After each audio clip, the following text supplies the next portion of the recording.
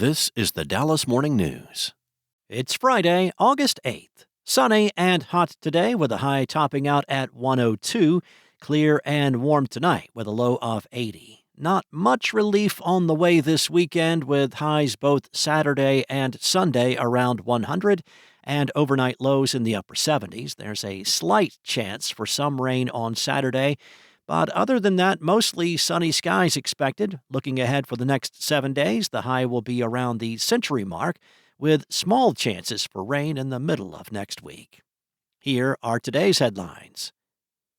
Attorney General Ken Paxton argued in a lawsuit filed Thursday evening that Illinois law enforcement officers should be allowed to arrest Texas House Democrats who have been staying in the Chicago area this week. The petition, filed in an overwhelmingly Republican county in Illinois, is another tactic GOP officials in Texas have initiated in order to bring dozens of Democrats back to the state capitol after they departed to deny the legislature a quorum. On Monday, the Texas House voted along party lines to issue civil arrest warrants, allowing law enforcement to detain and force Democrats to return to the Capitol. However, those warrants can only be enforced within state lines. Paxton is attempting to get around that by asking an Illinois state court to allow law enforcement in that state to enforce Texas's civil arrest warrants. More than 50 House Democrats left Texas Sunday to prevent the House from being able to establish a quorum and vote on a GOP congressional map that shifts 5 districts to Republicans' favor. Paxton's suit Thursday names 33 Texas House Democrats who flew to Illinois. Democratic members also traveled to Massachusetts and New York.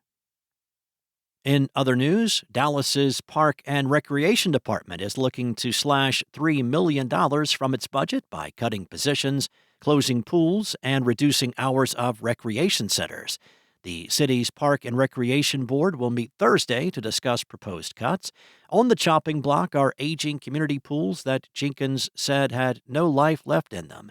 City leaders discussed closing the pools last summer, citing aging infrastructure, but ultimately opted to keep them open. The pools, most of which are decades old, have seen reduced attendance this summer as the city cut open swim hours to 3 days a week. Next up, an alligator was captured and removed from Eagle Mountain Lake in Tarrant County on Thursday.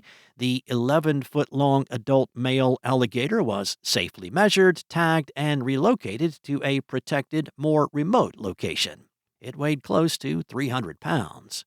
Tarrant County Commissioner Manny Ramirez shared a video of the gator's capture on Facebook and thanked TPWD officials for safely relocating this alligator to the nature preserve.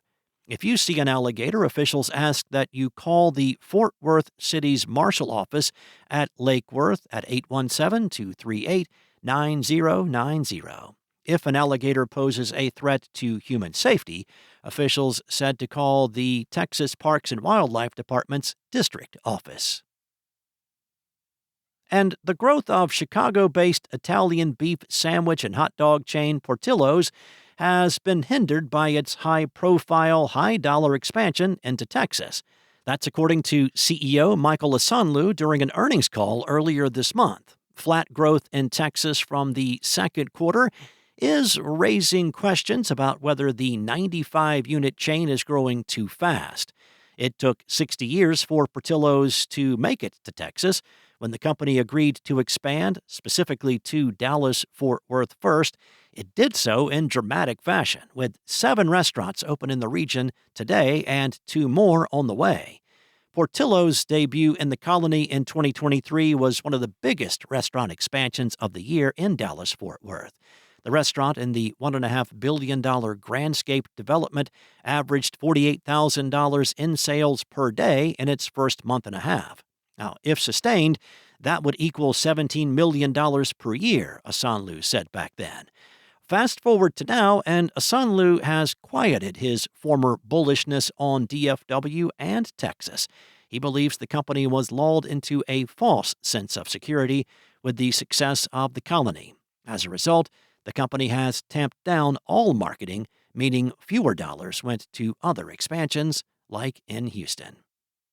Thanks for listening. For more on today's stories and the latest breaking news, visit dallasnews.com. And for more on the Dallas-Fort Worth food scene, check out the podcast Eat, Drink, DFW. A new episode just dropped today. You can find it wherever you get your podcasts. Enjoy your weekend, and I'll be back on Monday with more from the Dallas Morning News.